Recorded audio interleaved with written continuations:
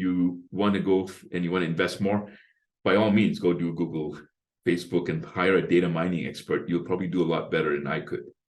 But if you have a low budget and especially if you're starting out and you don't have a good brand for yourself, then Meetup's not a bad way to do it.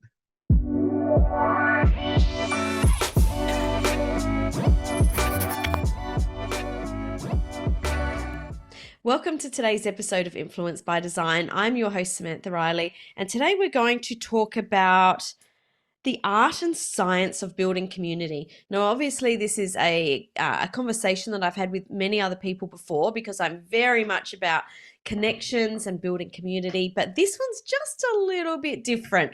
I've invited Sunil Bhaskaran, who is a dynamic, globally recognized speaker, mentor, and author.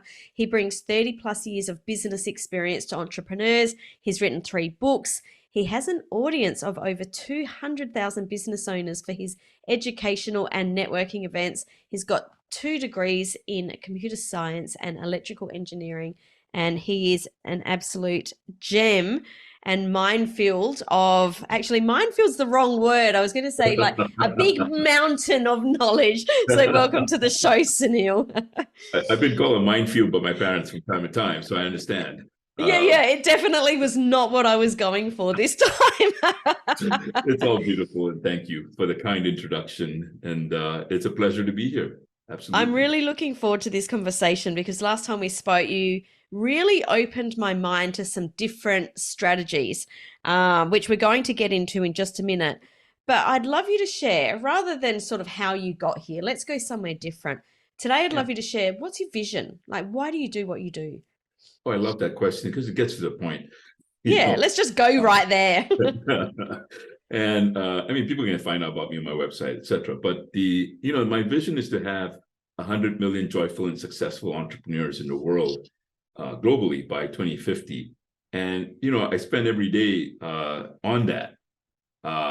And that's what gives me life, and that's what gives me passion. And that's what brought me here on this podcast here with you today. And, from that, I've discovered Meetup and Alignable and how to make all of that work together in a very affordable way for the common man in the street, the small business person who may not be able to afford or can't really figure out how to use some of the more sophisticated marketing out there that does work, but maybe out of their league right now. So I became concerned about that out of my vision to have joyful and successful entrepreneurs in the world. So that's my vision.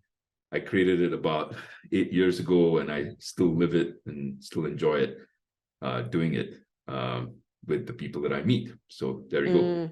Love it, love it, love it. So that was your vision.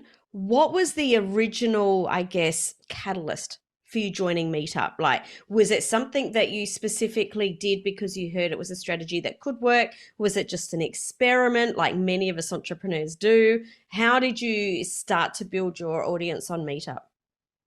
Well, it started as an experiment, really. I mean, I like to experiment with different things. I hear about it, and a client of mine told me about it. And it piqued my interest because the founders started meetup.com out of 9/11. When it happened in New York City, when we had the I did not know that. I did not know that. It's a fascinating story because, and it continues to this day with the current Meetup CEO, because they wanted to connect people who were not in connection or being out of touch with other people who are lost. Because a lot of people are lost in New York at that point. So they quickly set up this platform for people to meet. And it kept growing and growing and growing. And then they expanded the intentions to have people meet for different reasons, for their hobbies, for business, for dancing, for relationships groups, for hiking groups. They have all kinds of groups. They have almost 60 million people, I think now, probably more like 80 million people by now on Meetup, and hundreds of thousands of groups probably. So it's a very affordable, cheap way for people to find events and for people to promote their groups and their interests in their events that they want to, promote to other people for reasons. Yeah. Yeah, totally. Yeah. So I got into it. I found out about it, and I started experimenting, and I quickly discovered that there were a lot of people who were giving up on Meetup too soon. Like they were Mm-hmm. getting engaged, and like a lot of people who do get engaged in things, they realized that it's not growing as fast as they wanted it to go, and then they gave up. Mm-hmm.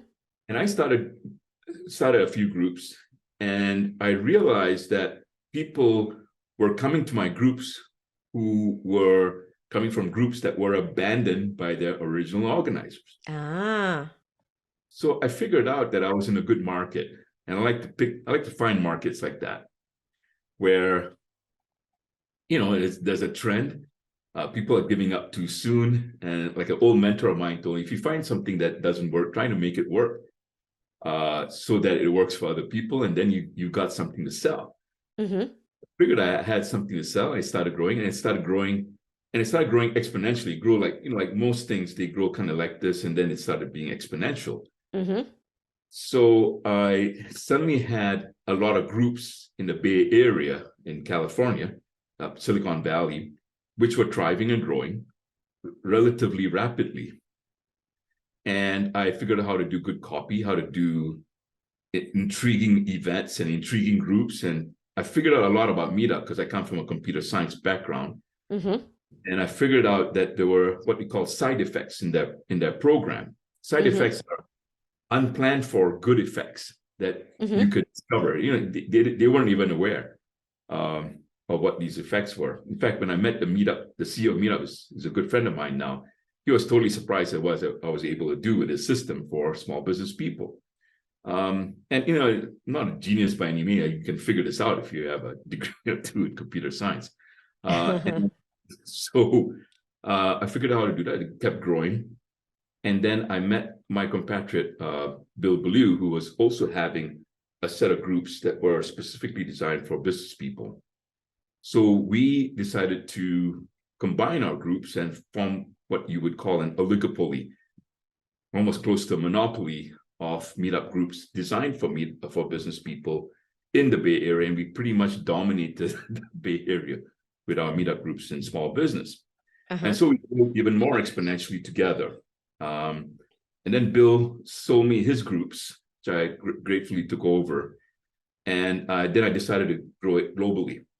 Mm-hmm. And boy, was I surprised that just applying the same principles I applied to in the Bay Area to all the cities across North America and the big cities in Southeast Asia and India, etc., that I had the same experience. People wanted the same thing. They weren't finding it in other meetup groups or other events, and they started coming to me. So that's how it grew to 200,000 plus people right now.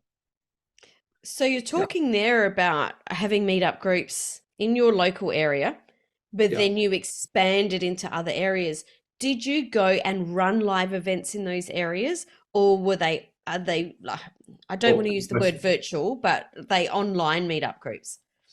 Originally, Meetup had a policy where you could only do in-person events. Uh-huh. They started laxing that a little bit towards when COVID was beginning. And then when COVID struck, by some happy accident, I met the CEO of Meetup in the Bay Area. Uh-huh. And he took a look at me, and I took a look at him, and I said, yeah, you better move into online events. I can show you how to do that. Mm-hmm. And so I consulted with them informally, and we did a worldwide seminar to all Meetup members and saying, we're going online. And this is, I think, in January or February of 2020, whenever it was Mm-hmm. Mm-hmm. struck. And that's when they just went completely online at that point. And the same thing happened with this other platform, Alignable, which is only available, unfortunately, in North America. But Mm-hmm. met the CEO there, and I said, you guys better do the same thing, because Meetup's doing it. So they decided to do the same thing as well, move everything online. Mm-hmm. And I like to think that I was the guy who came up with the term hybrid event, which Mm-hmm. is a combination of an online event and a in-person event. Mm-hmm. And I said, you can even do that, and I'll teach everybody to do that. So we started doing that. And so Meetup now, up to this day, we do online events. You can do online events and promote those, which makes it amazing because now you can promote your event to a group in China.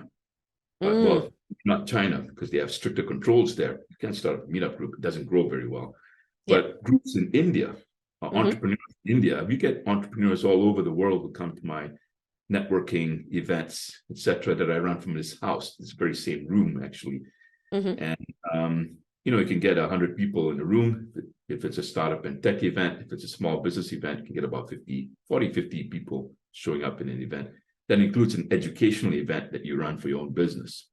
So we started doing events almost every week, almost every week, either for networking online or for educational events. So I hope I'm stirring you guys' imagination as I'm speaking, because as you do more events, what we discovered was it has an exponential effect on your search engine optimization. Because what happens is every time someone RSVPs on your meetup page for one group, it's kind of like content being written on your website. So it triggers Google. So imagine if you have, like in my case, I have hundreds of groups and hundreds of people RSVPing for events almost every day. So that creates an exciting buzz for the Google search engines to look at me going, what's going on with this Sunil guy? Yeah, who's this Sunil guy? What's all this activity going on? There's activity going, it's a stupid machine that does this in the background, but it's accumulating points for me. Let's just take a pause here. What sort of events? You mentioned that you had education events, networking events. What is the, I guess, the context of your groups, and what do you do within those groups? Is it just networking? Do you have speakers coming in? Are you running webinars, or are you doing all of these, different events?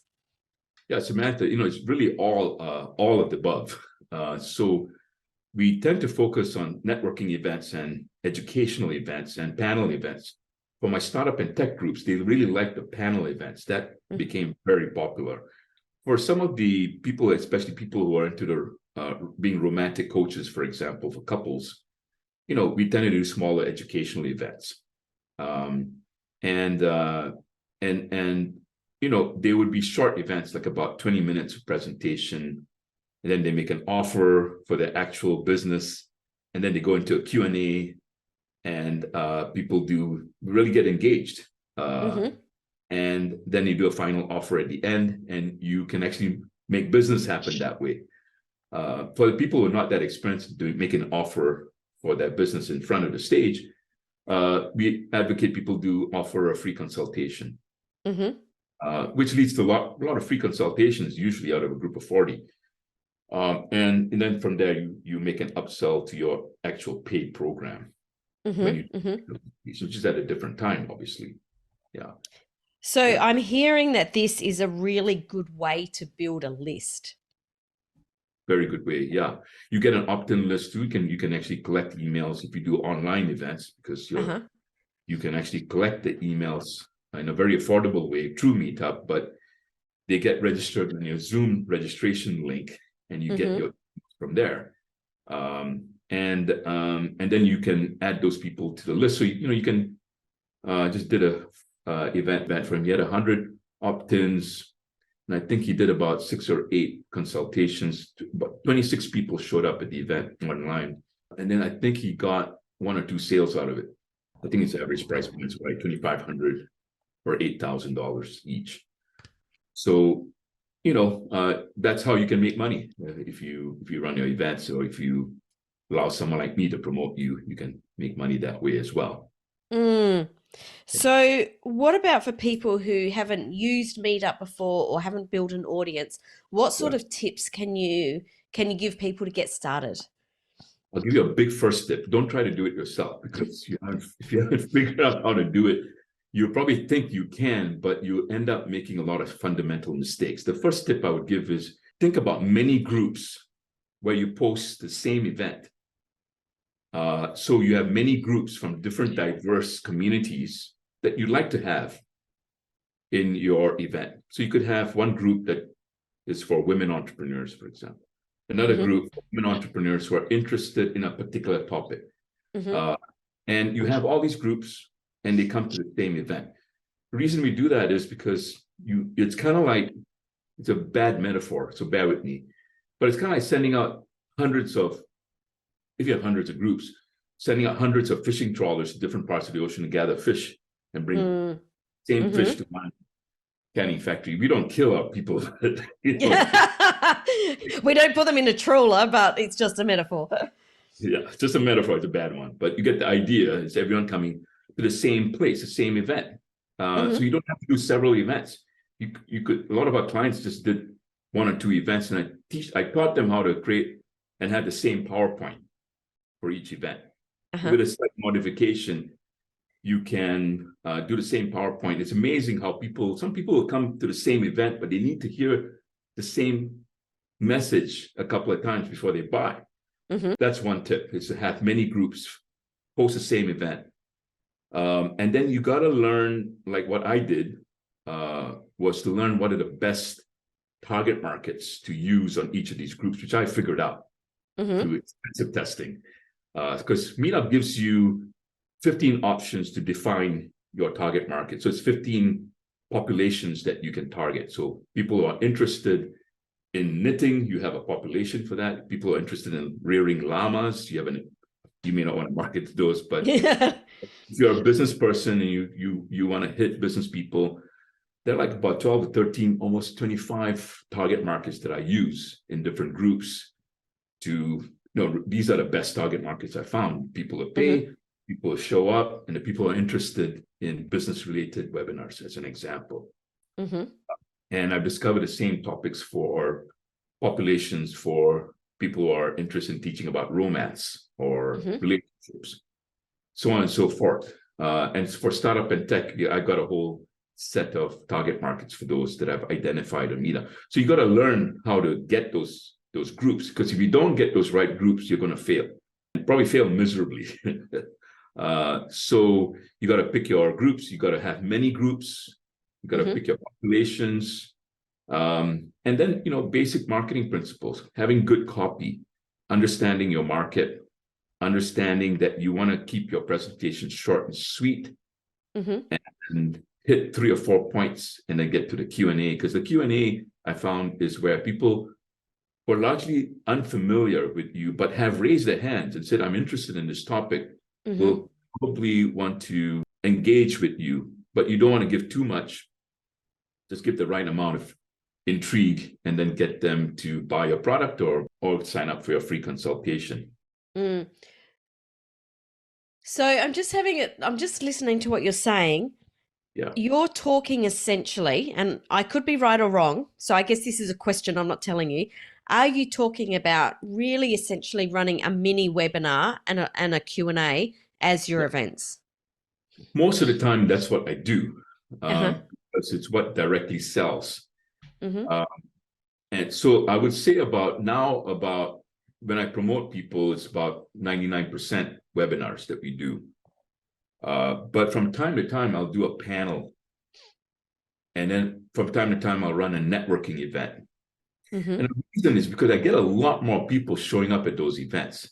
Because it's not a selling event. People kind of know, if it's an educational, it's going to be a selling. Some people do show up for that, but the networking events are where I really build a larger email list.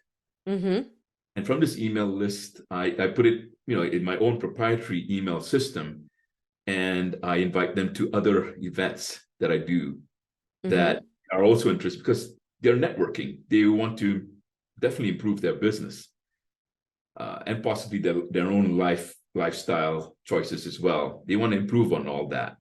So you can still market to them, but these people have raised their hands. They're interested in you. They come to an event.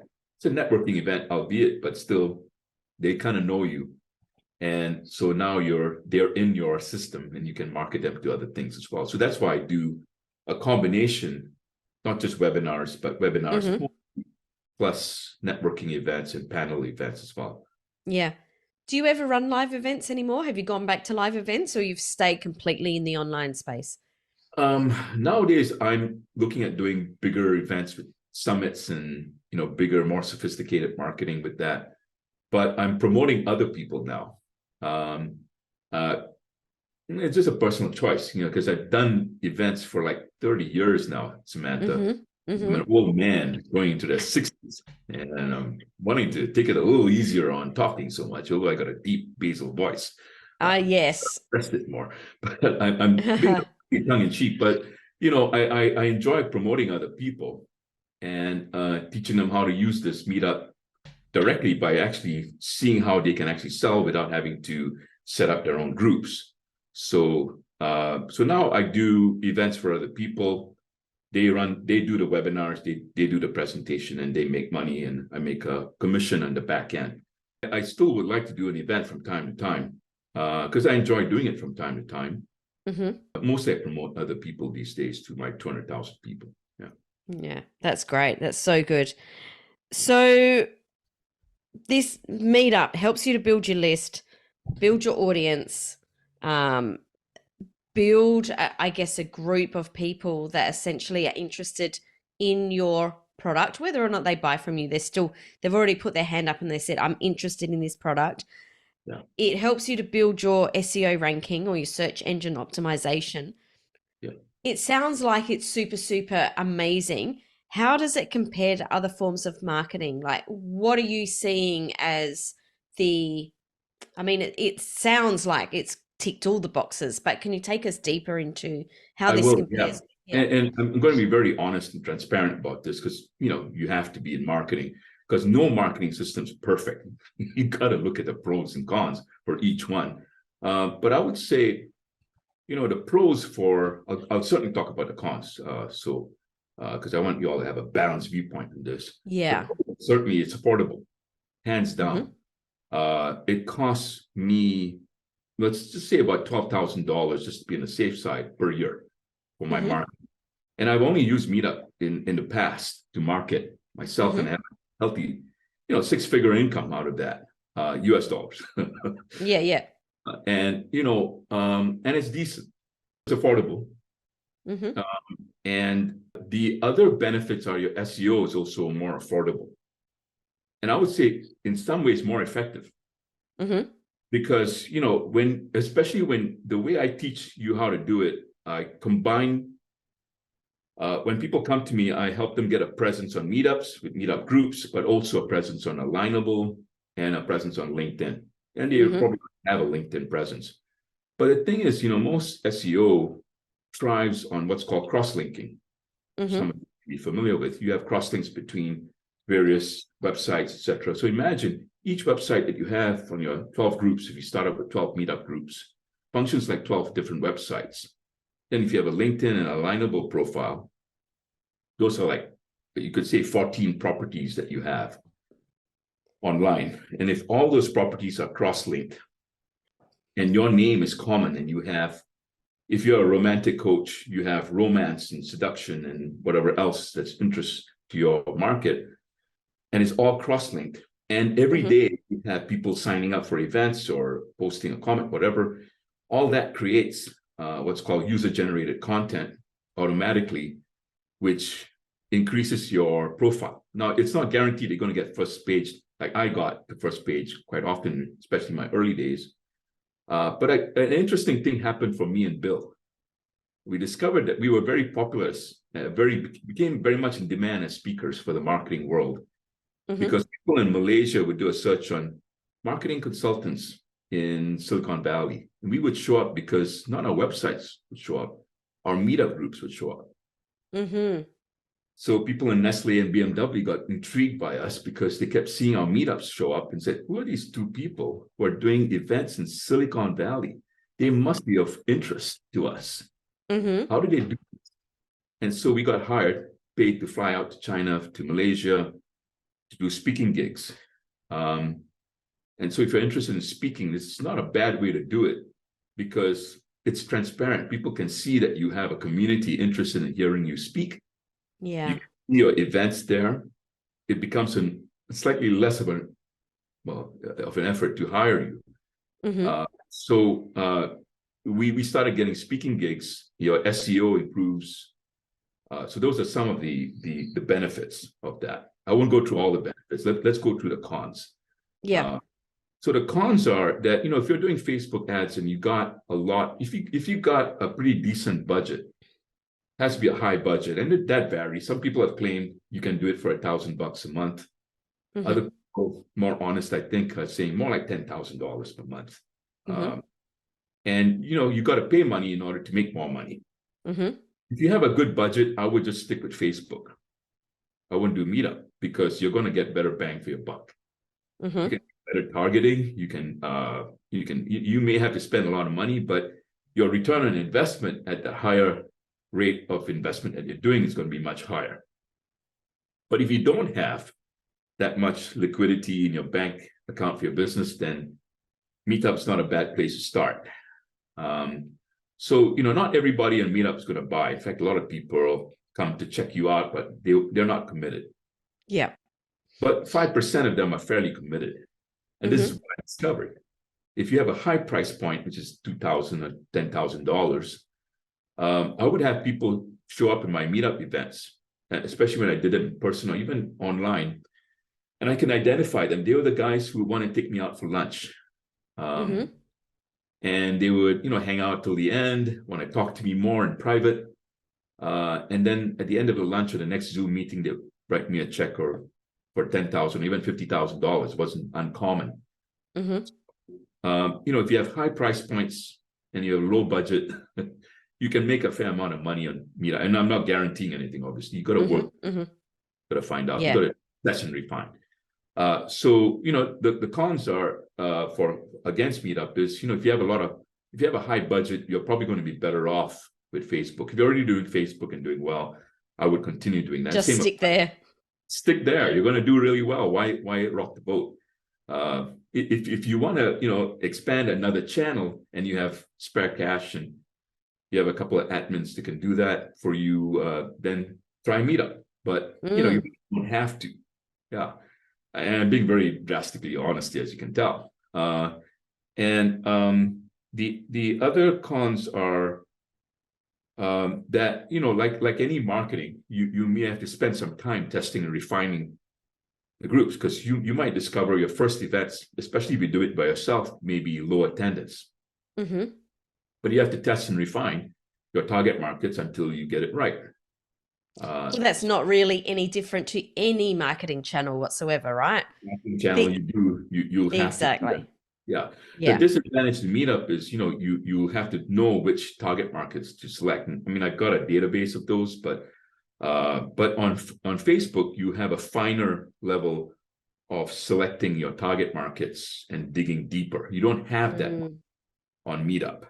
Meetup is very oversimplified, but you get what you pay for. If you're starting out, and you don't have a high budget, and Meetup is still a better option. Than Facebook, for example. Yeah. And I'm not knocking Facebook, by the way. As you can tell, I'm trying to be really fair about this. Yeah. And the same applies to LinkedIn. If you have a good thing going in LinkedIn, if you have good budget for it, I know many executive coaches and consultants who do very well on LinkedIn or Facebook marketing, or even Google advertising. But they pay a lot of money, but they make a lot of good return on investment. I know an executive coach in New York who spends at least $100,000 on marketing through Facebook and Google, but she makes several $1 million in return. She knows her numbers. Yeah, I was going to say, it doesn't matter how much you're spending, it matters what the return is. Because if you can put $1 into a machine every day and get out $2, then I will just keep putting that dollar in over and over and over. Doing it. Yeah, no doubt. Yeah. And it makes sense to do it that way. So there's ROI is what you got to pay attention to, and your liquidity factor in your business. How much liquidity you have. So, if you have good liquidity and you want to go and you want to invest more, by all means, go do Google, Facebook, and hire a data mining expert. You'll probably do a lot better than I could. But, if you have a low budget and especially if you're starting out and you don't have a good brand for yourself, then Meetup's not a bad way to do it. Yeah, I think it's a great way to build an audience. I've loved what you talked about. Now, for people that have been listening to this, Sunil, and they want to stay connected, how can they do that? Well, you can go and apply to have a session with me. And it's not it's not like finding out for US citizenship, but, there's a form you have to fill out. I know, because I did that. But successfully, by the way. Congratulations. Well, thank you very much. It was 20 years ago. But, webinaraudiencedoneforyou.com. So webinarudiencedoneforyou.com.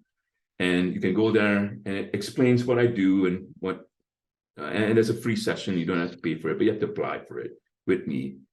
And I will do a customized session for you. I'll ask you some questions and figure out if the meetup approach is going to make sense for you, and how you could do it. It's about a 30-minute session, I think, and 30 to 45-minute, very max. And I'll be able to tell you that and what it'll cost you and how it works, and then we'll be off and running after that. And most people are surprised at how affordable it really is to do it. I won't mention the price because it could vary, but the lowest amount that you have to invest is $500 for my costs working with you. And then it's typically a 10 to 20% commission on any sales you make through my efforts with you on Meetup. So in a nutshell, that. But if you're interested and you want to pursue this, you can go to webinarudiencedoneforyou.com, apply for a session with me, and I'll tell you the truth about whether this will work for you or not. I love that. A marketer that tells the truth. There you go. You've heard it right here, folks. Nowhere else in the world. With you, I'm sure. Absolutely. I was having a bit of fun there. I love what you've talked about today. It sounds like a really awesome opportunity for people to start to build their audiences, and I think that is something that, especially moving into this world that is fueled by AI, to build a network of people that's surrounding us is going to be our point of difference, because it's, when robots are talking to robots, it's your audience and your network that's going to be your point of difference. So I love what you shared, Sunil. Thanks so much for coming and talking. And of course, if you want to book a session with Sunil, you can get all the links for today's episode over at influencebyDesignpodcast.com. Sunil, thanks so much for sharing with us today. Really appreciated having you here on the show. Pleasure is all mine. Thank you very much for having me.